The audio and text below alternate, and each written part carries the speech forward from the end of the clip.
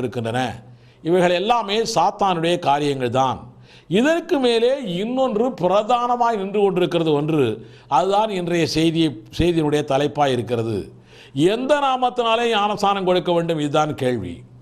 மத்தேயு 28:19 இயேசு கிறிஸ்து சொன்னார், ஆகையால் நீங்கள் புறப்பட்டு போய் சகல ஜாதிகளையும் சீஷராக்கி பிதா குமாரன் பரிசுத்தாவியின் நாமத்திலே அவர்களுக்கு ஞானஸ்நானம் கொடுத்து என்று சொன்னார்.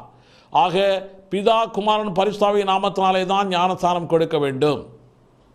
சில சொல்லுகிறது. அப்போஸ்தலர் 2:38 பேதுரு இயேசுவின் நாமத்தினாலே என்று சொல்லுகிறாரே. அந்த வசனத்தை வாசிக்கிறேன், நீங்கள் கேளுங்கள். நீங்கள் மனம் திரும்பி ஒவ்வொருவரும் பாவ மன்னிப்புக்கென்று இயேசு கிறிஸ்துவின் நாமத்தினாலே ஞானஸ்நானம் பெற்றுக்கொள்ளுங்கள். இங்கே இயேசுவின் நாமத்தினாலே ஞானஸ்நானம் கொடுங்கள் என்று சொல்லப்படவில்லை, பெற்றுக்கொள்ளுங்கள் என்று தான் சொல்லப்பட்டிருக்கிறது. கொடுக்க வேண்டும் என்று சொல்லுகிற ஒரு கூட்டம் இருக்கிறது. அதுதான் இயேசு நாமக்கார கூட்டம், ஒன்லி ஜீசஸ் கூட்டம். அவர்கள் சொல்லுவது இயேசுதான் பிதா, இயேசுதான் பரிசுத்தாவி, அதனால் இயேசுவின் நாமத்தில் கொடுக்க வேண்டும். ஆதி அப்போஸ்தலர்கள் அப்படித்தான் கொடுத்தார்களாம். நானும் வேதத்தை தேடி பார்த்தேன், நீங்களும் வேதத்தை தேடி பாருங்கள். எங்குமே ஆதி அப்போஸ்தலர்கள் இயேசுவின் நாமத்தினாலே ஞானஸ்நானம் கொடுத்ததாய் வசனம் இல்லை. இயேசுவின் நாமத்தில் பெற்றுக்கொள்ளுங்கள் என்றுதான் வசனம் இருக்கிறது. பலருடைய கேள்வி, இயேசுவின் நாமத்தினாலே கொடுத்தால் தானே பெற்றுக்கொள்ள முடியும்? நல்ல கேள்விதான். ஆனால் இதற்கு நான் விளக்கம் சொல்லுகிறேன், கேட்டுக்கொள்ளுங்கள். கொடுக்க கட்டளை பிதா குமாரன் பரிசுத்தாவியின் நாமத்தாலே கொடுக்க வேண்டும். பெற கட்டளை இயேசுவின் நாமத்தாலே பெற வேண்டும். இது எப்படி சாத்தியமாகும்?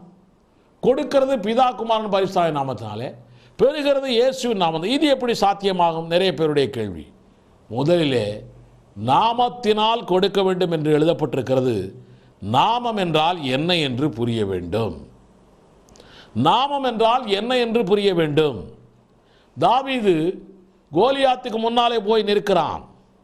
1 சாமுவேல் 17:45 சொல்லுகிறான். என்ன சொல்லுகிறான்? நானோ நீ நிந்தித்த இஸ்ரவேலுடைய இராணுவங்களின் தேவனாகிய சேனைகளுடைய கர்த்தரின் நாமத்திலே உன்னிடத்தில் வருகிறேன். கர்த்தருடைய நாமத்தில் உன்னிடத்தில் வருகிறேன் என்கிறான். அப்படி என்றால் கர்த்தருடைய நாமம் தாவீதா? இல்லையே. இன்னும் சொல்லுகிறேன், கேளுங்கள். 2 நாளாகமம் 7:14 வாசியுங்கள். எல்லா ஜனங்களின் நாமமும் தேவனின் நாமமா? என் நாமம் தரித்த ஜனங்கள் என்று எழுதப்பட்டிருக்கிறதே. 3வது காரியம் சொல்லுகிறேன்.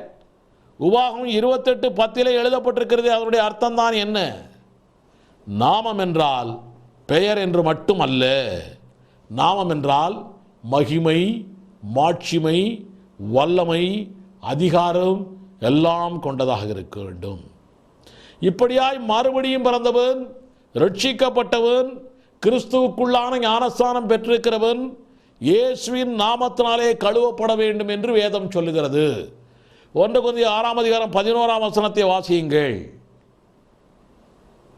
அவர் இயேசுவின் நாமம் தரித்தவனாய் அவன் இருக்க வேண்டும். கலாத்தியர் 3:27 எழுதப்பட்டிருக்கிறது. உங்களில் கிறிஸ்துவுக்குள்ளாக ஞானஸ்நானம் பெற்றவர்கள் எத்தனை பேரோ அத்தனை பேரும் கிறிஸ்துவை தரித்து கொண்டீர்களே. கிறிஸ்துவின் நாமம் பெறுகிறது என்றால் கிறிஸ்துவின் பெயரை மாத்திரமல்ல, கிறிஸ்துவனுடைய மகிமை, மாட்சிமை, வல்லமை, அதிகாரம் எல்லாம் கொண்டதாகும். ஒரே ஒரு உதாரணம் மாத்திரம் உங்களுக்கு சொல்லுகிறேன். அன்றைக்கு யோர்தான் நதியிலே இயேசு கிறிஸ்து ஞானஸ்நானம் எடுக்க வந்து நின்றார். வானத்திலிருந்து இவர் என்னுடைய நேசகுமாரன், இவர் மேல் பிரியமாயிருக்கிறேன் என்று ஒரு சத்தம் வருகிறது.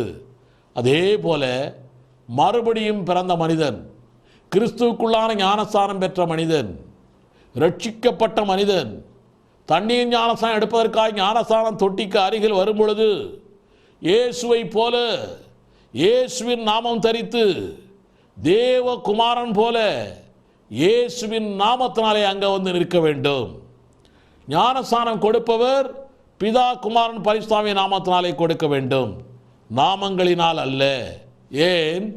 மூவரும் ஒன்றாயிருக்கிறார்கள் அல்லவா? இது திருத்துவத்தை, திரியேகத்தை அறிவிக்கிறது. மூவருக்கும் உரிய மகிமை, மாட்சிமை, வல்லமை, அதிகாரம் நமக்கு அப்பொழுது வெளிப்படுகிறது. அப்போஸ்தலர் 19 ஞானஸ்தானம் பெற்றீர்களா என்று பவுல் கேட்கிறான்.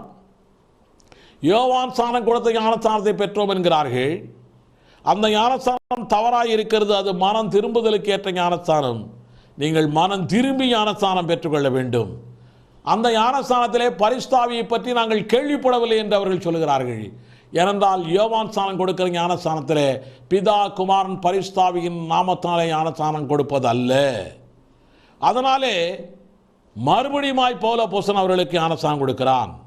இப்படித்தான் ஞானஸ்தானம் பெறுகிறவர்கள் இயேசுவின் நாமம் தரித்து, இயேசுவின் வல்லமையை பெற்றுக்கொண்டு, இயேசுவின் நாமத்தினாலே, இயேசுவின் மகிமையினாலே, மகத்துவத்தினாலே, அதிகாரத்தினாலே, இயேசுவின் நாமத்தினாலே நிற்கும் பொழுது கொடுப்பவர்கள் பிதா, குமாரன், பரிசுத்தாவியின் நாமத்தினாலே ஞானஸ்தானம் கொடுப்பார்கள். இப்படித்தான் ஞானஸ்தானம் பெற வேண்டும். இதுதான் தேவ ஒழுங்கு, இதுதான் வேதத்தின் நடைமுறை. மற்றபடி இயேசுவின் நாமத்தில் ஞானஸ்தானம் கொடுக்க வேண்டும் என்று சொல்வது இயேசுடைய கட்டளையை மறுதலிப்பதாகும். இயேசுடைய நாமத்தை, இயேசுடைய நாமத்தின் விளக்கத்தை அவமதிப்பதாகும். அப்போஸ்தலர்கள் அப்படி கொடுத்தார்கள் என்று கள்ளோபதேசம் சொல்லுவதாகும். இந்த காலம் கடைசி காலம். வேதம் சொன்னதை விட்டுவிட்டு சொல்லாததை செயல்படுத்தும் காலமாயிருக்கிறது. Beware of false doctrines. மனம் திரும்பி பாவ மன்னிப்பு நிச்சயம் பெற்று இயேசுவின் நாமம் தெரித்து, இயேசுவின் நாமத்தினாலே பிதா, குமாரன், பரிசுத்தாவியின் நாமத்தினாலே ஞானஸ்தானம் பெற்றுக்கொண்டு வசனப்படி ஜீவிப்போம். இதுவே சத்தியம். ஆமென்.